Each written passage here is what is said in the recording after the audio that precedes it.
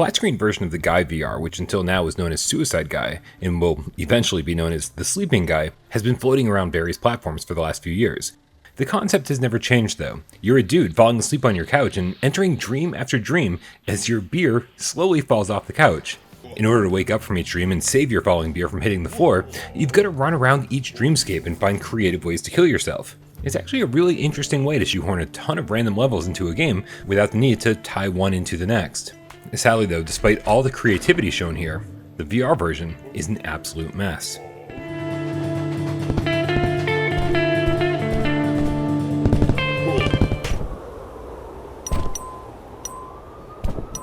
You'll start off in the Guy VR on top of a skyscraper. There's nothing to do other than jump off the roof to your demise, which pretty much sets the stage for the next 20 or so levels you'll encounter. But finding a way to kill yourself in the Guy VR gets much more difficult, much faster than expected, with most levels asking you to complete quite a few tasks before encountering something dangerous enough to kill you. And within a few minutes you'll realize that this isn't some kind of weird suicide simulator, but instead a pretty interesting puzzle game.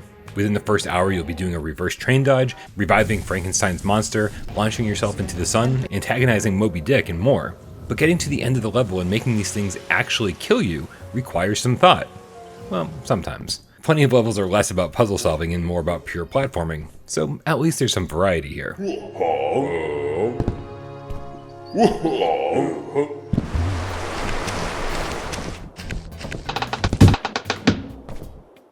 It's kind of insane though that the Guy VR managed to make it through Sony's infamously rigorous certification process, because right from the get-go, it's apparent that this game isn't running anywhere near close to the required 60 frames per second it takes to make things look smooth in a headset. Using full locomotion and smooth turning are guaranteed to make a lot of people sick, with the frame rate stuttering pretty much constantly. There are options for teleportation and click turning of course, but it seems strange to have to resort to those options to simply overcome the faults of the game itself. We're told that patches are in the works to make things run better, so obviously we'll keep you posted if and when those patches drop. To make matters worse, the environments here have been so downgraded from the already simple looking flat screen original, with a ton of missing textures, items, a lower resolution, and aliasing issues. I mean, the original game had a charming cartoon aesthetic with some subtle shadows and lighting effects. What's present here in VR looks more like an unfinished PS1 game, making that choppy frame rate even more of a mystery.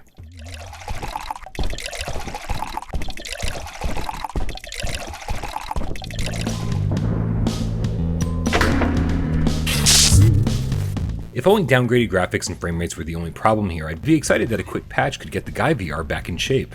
But with the current controls, it's going to need a bit more help than that.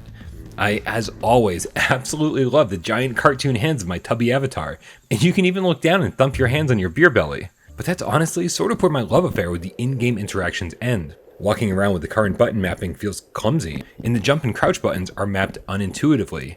Platforming is thankfully extremely forgiving, essentially bouncing you up to the next platform you're going for if you're close enough. So there's not much skill involved here at all. But sadly that auto bounce happens even when you're not platforming, making some simple actions a complicated mess. And interacting with items is pretty hit or miss, with held items appearing near your hand instead of in your hand, which isn't the end of the world, I could totally live with that. But pushing or moving things in the environment is almost always tedious. And when you have to do anything that's time sensitive, you'll be pulling your hair out because the controls simply stop responding properly at the exact moment you'll need them to. The first time I played this level, this set of drawers didn't move at all, causing me to get stuck thinking I just didn't know how to solve the puzzle. But when I looked up a puzzle solution on YouTube, it revealed that those drawers in fact are supposed to move. And they did, once I restarted the level. And there are just a ton of similar examples found throughout the course of the Guy VR. It all feels like the flat screen game was shoved into VR, and then no one bothered to go back and actually make it look, play, and feel right in VR.